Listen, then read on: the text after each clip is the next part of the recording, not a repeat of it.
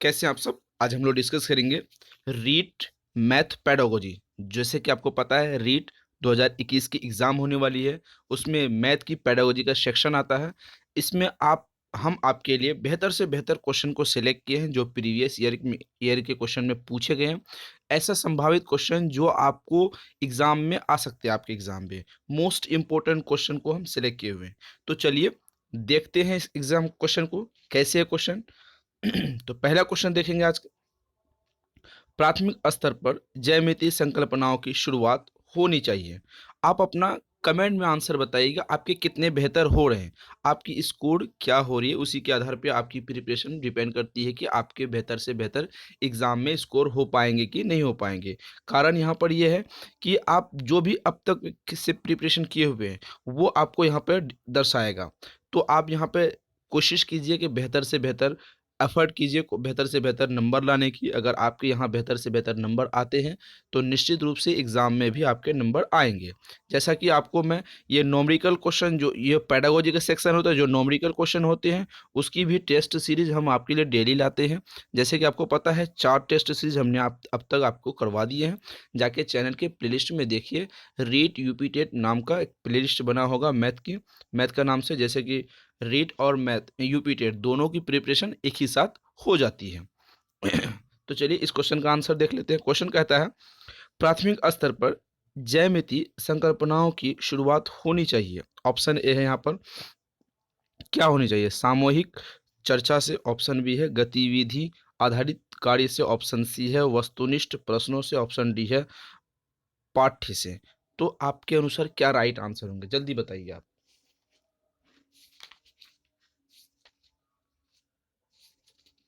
इस क्वेश्चन का आंसर आप जल्दी बताइए, आपके अनुसार क्या होंगे, यहाँ पे आपके राइट आंसर क्या होंगे।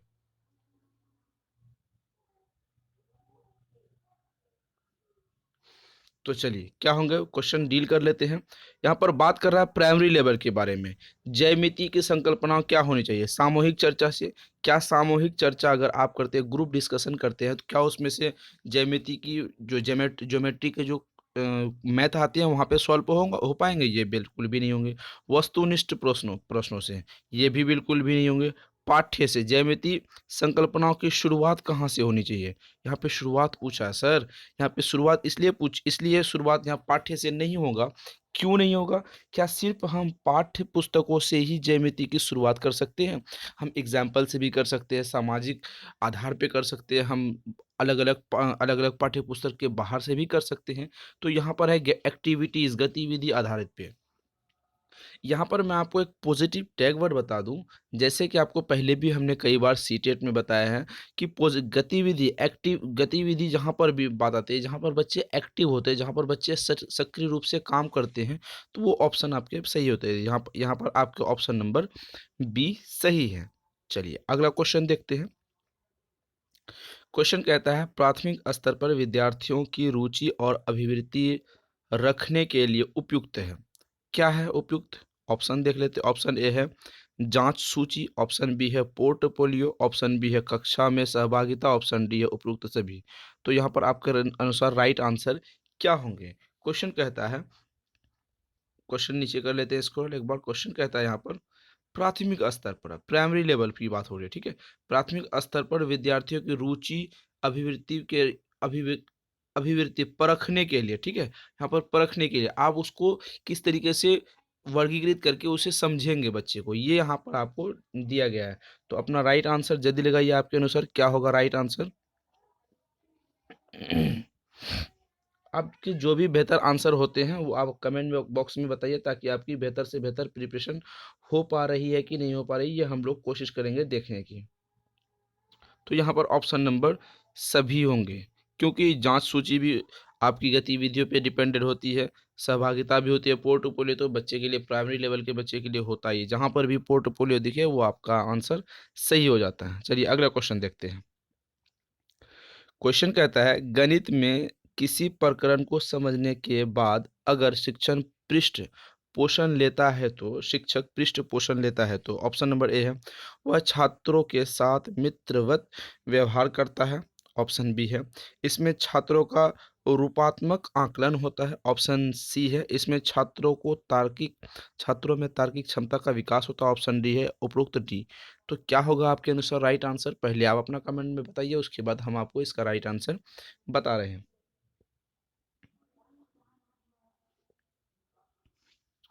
चलिए क्वेश्चन को एक बार देख लेते हैं। क्वेश्चन यहाँ पर कहता है गणित में गणित में किसी प्रकरण कोई भी एक्टिविटीज जो गणित में होती है समझने के बाद अगर शिक्षण पृष्ठ पृष्ठ पोषण लेता है, मतलब उसकी छोटी सी जांच लेती है, तो वो क्या होगा आपके लिए? वह छात्रों के साथ मित्रवत व्यवहार करता है, क्या सिर्फ ऐसा नहीं होता है? क्या सिर्फ हम यहाँ पर छात्रों के साथ मित्र व्यवहार करने के लिए उसकी जांच लेते हैं? नहीं। ऑप्शन बी इनमें इन इनसे इससे छात्रों का रूपात्मक आकलन होता है, ये हो सकते हैं, ऐसा मैंने नहीं कहा कि यही होंगे। चलिए अगला पॉइंट देख लेते हैं। इससे छात्रों का तार्किक क्षमता का विकास होता है, ये हो सकते हैं। बहुत अच्छी क्वेश्चन है। ऑप्शन है ऑप्शन नंबर बी। तो ऑप्शन नंबर डी है उपरोक्त सभी, अगर एक नहीं होंगे तो उपरोक्त सभी यहाँ पर बिल्कुल भी नहीं होंगे। तो आपके अनुसार राइट आंसर क्या होंगे? तो ऑप्शन नंबर यहाँ पर बी होगा, इसमें तार्किक क्षमता का विकास होगा। ठीक है, चलिए अगला क्वेश्चन देखते हैं। क्वेश्चन कहता है गणित शिक्षण संबंधित है। ऑप्शन नंबर ए है समुदाय से, ऑप्शन नंबर बी है तर्क एवं सिद्धांत एवं तर्क से, ऑप्शन नंबर सी है विज्ञान से, ऑप्शन नंबर डी है सभी से। क्या इस क्वेश्चन का आंसर आपको ढूंढनी होगी? नहीं, क्योंकि आपको मैंने कई बार टेस्ट सीरीज में या लेक्चर वीडियो में कई बार हम डिस्कस कर चुके हैं, गणित हमारी सभ्यताओं के आधार से, हमारी सामाजिक दृष्टि के आधार पे होती है, हमारे समुदाय के आधार पे होती है। तो ऑप्शन नंबर यहाँ पर दिया गया होगा, ऑप्शन नंबर ए समुदाय से है, गणित शिक्षण संबंधित सिद्धांत एवं तर्कों से है, तर्क, क्योंकि गणित की जो एक्टिविटीज होती है वो तर्क संगत तो होती है। गणित की एक्टिविटी सिर्फ तर्क संगत से ही होती है। गणित विज्ञान भी है। तो मतलब एक से अधिक ऑप्शन हो तो ऑप्शन नंबर डी हो जाएगा। Option number D is the right answer. अगला क्वेश्चन देखते हैं। किस परिस्थिति में छात्र गणित अच्छी तरह से सीखते हैं? कौन सी ऐसी परिस्थिति है जो छात्र गणित को बहुत अच्छी तरीके से सीखते हैं? ऑप्शन नंबर ए है दैनिक सब अभ्यास देने से, ऑप्शन नंबर बी है सूत्र आधारित प्रश्न हल करने से, ऑप्शन सी है गणित को दैनिक जीवन के अनुभवों से जोड़ने से, ऑप्शन नंबर बी है संकल्पनाओं की व्याख्या करने से।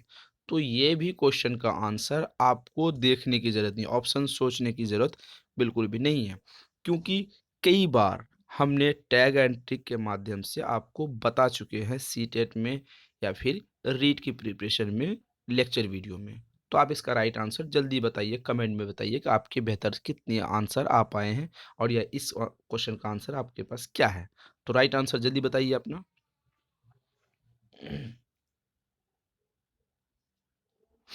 चलिए क्वेश्चन देख लेते हैं एक बार फिर से। क्वेश्चन कहता है गणित किस परिस्थिति में छात्र अच्छी तरह से सीखते हैं? कौन सी परिस्थिति है जिसमें कि गणित बेहतर से बेहतर बच्चे सीखते हैं? दैनिक अभ्यास देने से, ये भी हो सकते हैं।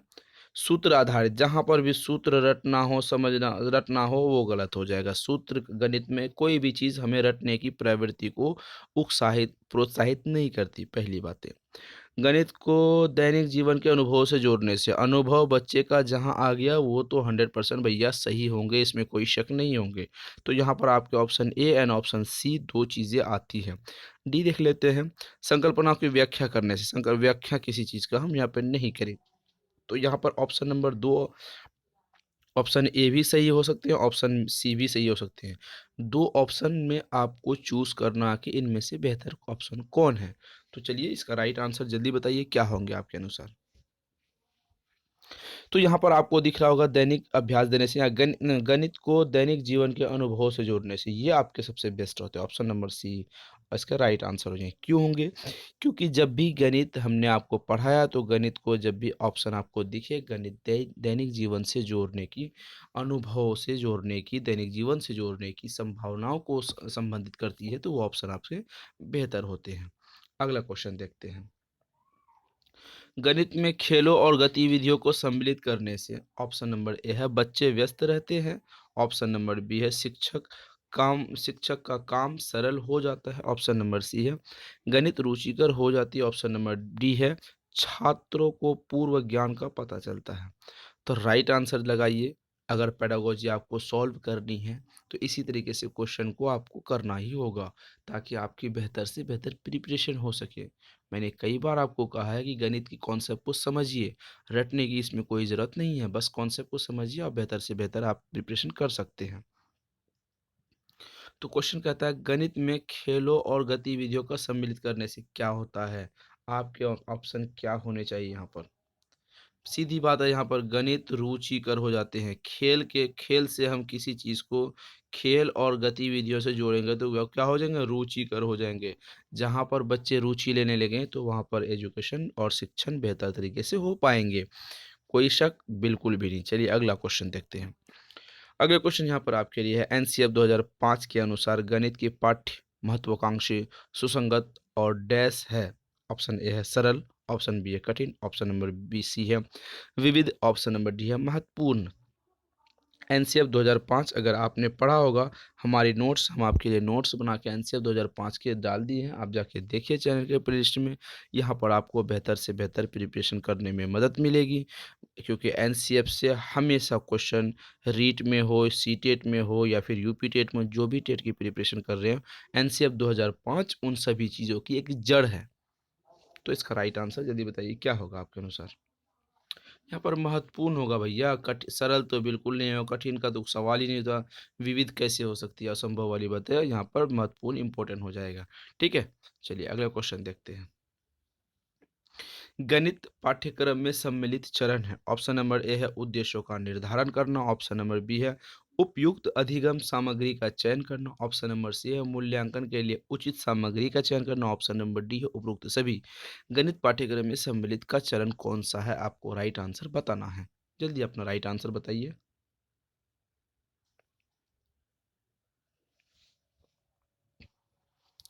गणित पाठ्यक्रम में सम्मिलित का चरण है उद्देश्यों का निर्धारण करना, ये सही है। गणित की क्या उद्देश्य है उसका निर्धारण करता है पाठ्यक्रम में, इसीलिए तो इसको सम्मिलित किया गया है।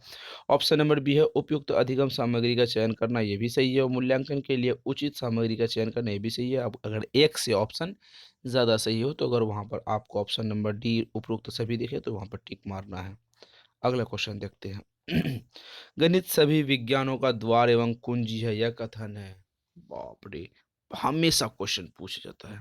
जो भी आप क्वेश्चन का एग्जाम निकाल जो भी आप टीटी का एग्जाम निकाल लो, चाहे वो रीट हो, यूपी टेट हो, बिहार टेट हो, जे टेट हो, जहाँ पर भी ऐसी क्वेश्चन मैथ के सिलेबस में आते हैं तो वो क्वेश्चन पूछे जाते हैं। सी टेट का तो फेवरेट से क्वेश्चन है। इवन यूपी टेट और रीट के बारे में भी मैं आपसे स्पेशली चर्चा कर रहा हूँ कि ये भी आप यूपी टेट की प्रिपरेशन कर रहे हैं तो भी आप इसको देखिए, क्योंकि यहाँ पर सभी चीज़ों को इंक्लूड किए गए हैं। तो ये किसका कथन है? जल्दी बताइए, आपके अनुसार क्या होगा राइट आंसर? रोजर बेकन का। किसका ऑप्शन है? रोजर बेकन ने कहा था कि गणित क्या है? सभी का द्वार एवं कुंजी है, विज्ञान का द्वार एवं कुंजी है। क्वेश्चन देखते हैं। क्वेश्चन कहता है अधिगम में अभिप्रेरणा। यहाँ पे अधिगम में अभिप्रेरणा का मतलब क्या होती है? एक तरफ हमारे साथ लर्निंग है, दूसरी तरफ हमारे पास मोटिवेशन है, दोनों को क्या कॉम्बिनेशन है ये आपको समझना होगा। तो चलिए ऑप्शन देखते हैं। ऑप्शन नंबर ए है पुराने अधिगम को नए अधिगम से अलग करना। ऑप्शन यहाँ पर बी कहता है सीखने वाले में अधिगम के लिए रुचि का सृजन करता है। ऑप्शन नंबर सी कहता है सीखने वालों की स्मृति तेज करता है। ऑप्शन नंबर डी है उपरोक्त सभी। क्या होगा यहाँ पर आपके अनुसार राइट आंसर क्या होगा? क्योंकि हमने अधिगम को आपको डिटेलिंग में पढ़ा दिया, अभिप्रेरणा भी आपको मोटिवेशन भी पढ़ा दी है, तो दोनों आप बताइए आपके अनुसार राइट आंसर क्या होंगे? तो जल्दी बताइए आप अपना राइट आंसर। यहाँ पर आंसर सोचने और खोजने की ज़रूरत आपको बिल्कुल भी नहीं पड़ेगी। सबसे बेस्ट क्या है? पुराने अधिगम को नए अधिगम से अलग करना। भैया अलग-अलग करने वाली बात नहीं हो सकती अधिगम में। चलिए बात खत्म है। सीखने की स्मृति को तेज करना, क्या सिर्फ़ स्मृति को तेज करते हैं? ये किसी पक्षपात को दर्शाता है। हमने आपको कई बार कहा कि पक्षपात को नहीं दर्शाना, मतलब ऐसे कोई ऑप्शन देखना जिसमें से कोई वैराइटीज़, बहुत सारी वैराइटीज़ हो, मतलब उसमें बहुत सारी चीज़ों का मिलन हो, लेकिन वो मिलन जो मिलते हों बहुत सारे शब्द उसकी एक मैच्योरिटी हो, ना कि उसको डिवाइड करें। यहाँ पर क्या होता है स्मृति सिर्फ स्मृति करती है, डिवाइड करती है। अगर एक गलत है, दो गलत है तो ऑप्शन नंबर डी बिल्कुल भी नहीं होंगे। तो सटीक और बेस्ट ऑप्शन क्या होंगे? सीखने वालों में अधिगम के लिए रुचि का सृजन करना, यही तो हमारी पॉजिटिव टैग वर्ड है। अलग करना नेगेटिव टैग वर्ड है। किसी चीज़ को तेज करना नेगेटिव टैग टैग वर्ड है। एक गलत होंगे तो बी डी भी गलत होंगे। तो ऑप्शन नंबर यहाँ पे सृजन करना, ये option number B is the right answer. कितनी अच्छी तरीके से हम लोग समझ पा रहे हैं।